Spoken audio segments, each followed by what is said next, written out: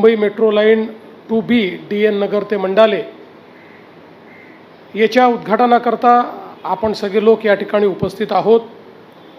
यातला जो पहिला टप्पा आहे 5.6 किलोमीटरचा, एकूण 5 स्थानके, हा टप्पा आपण आता सुरू करतो आहोत।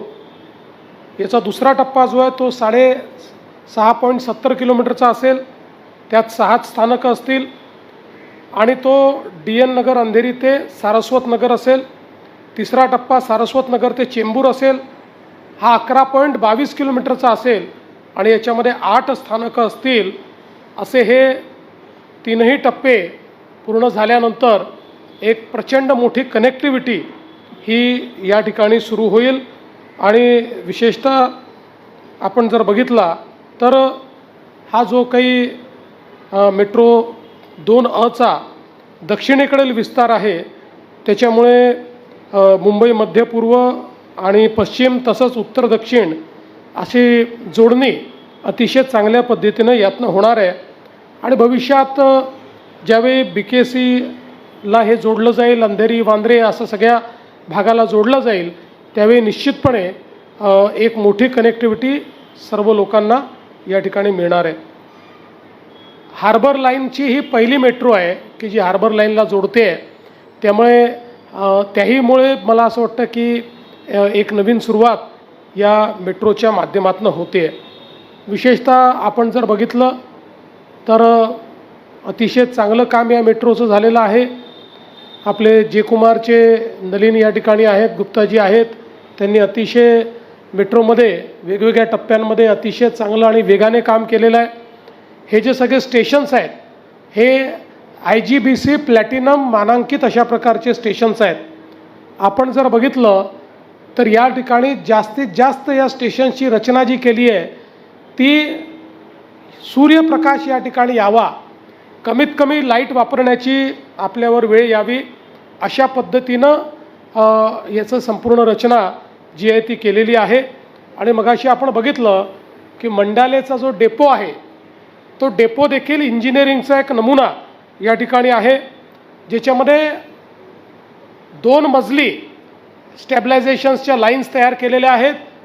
एका मजल्यावर 36 लाईन आणि दुसऱ्या मजल्यावर 36 लाईन, असा 72 लाईन असलेला हा कदाचित देशातलं सगळ्यात मोठं मेट्रो डेपो किंवा स्टॅबिलायझिंग यार्ड या ठिकाणी तयार करण्यात आलेला आहे। आणि तिथेच प्रशिक्षण संस्था देखील ही आपण तयार करणार आहोत। त्यामुळे मला असं वाटतं की अतिशय सुंदर अशा प्रकारची ही कनेक्टिव्हिटी या ठिकाणी झालेली आहे। आणि एकूणच ज्यावेळी आपण 2016-17ला घोषित केलं होतं की मुंबईमध्ये आमचं सरकार हे सुगमता आणू इच्छितं, आणि सुगमता काय तर 59 मिनिटामध्ये MMR रिजनच्या कुठल्याही भागातनं कुठल्याही भागात जाता आलं पाहिजे, अशा प्रकारची इन्फ्रास्ट्रक्चर आणि पब्लिक ट्रान्सपोर्टची व्यवस्था, त्यातला एक एक टप्पा आता आपण पूर्ण करतो। आपण जर बघितलं तर एकूण 337 किलोमीटरची मेट्रो याचं काम पूर्ण झाल्यानंतर जवळपास पूर्ण MMR रिजन आपण कनेक्ट करू, त्यामुळे अतिशय गतिशीलतेनं लोकांना जाता येईल।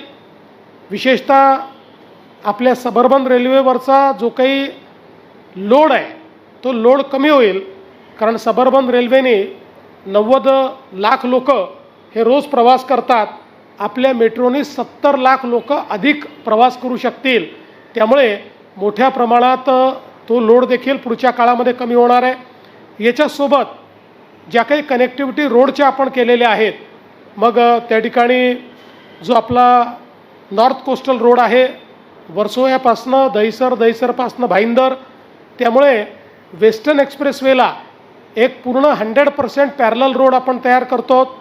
आत्ताच आपण ठाणे बोरिवली याचं त्या ठिकाणी TBMचं लॉन्चिंग केलं, त्यामुळे ईस्ट वेस्ट कनेक्टिव्हिटीमध्ये ते एक महत्त्वाचं असणार आहे। मुलुंड गोरेगाव हे जे टनेल्स आहेत यामुळे ईस्ट वेस्ट कनेक्टिव्हिटी चांगली तयार होणार आहे। एकूणच जर आपण बघितलं तर हे सगळं नेटवर्क पूर्ण झाल्यानंतर देशातील एक सर्वाधिक सुगम अशा पद्धतीचं आपलं या ठिकाणी मुंबई शहर होणार आहे। आणि म्हणून मला असं वाटतं की खूप चांगलं काम या ठिकाणी झालेलं आहे.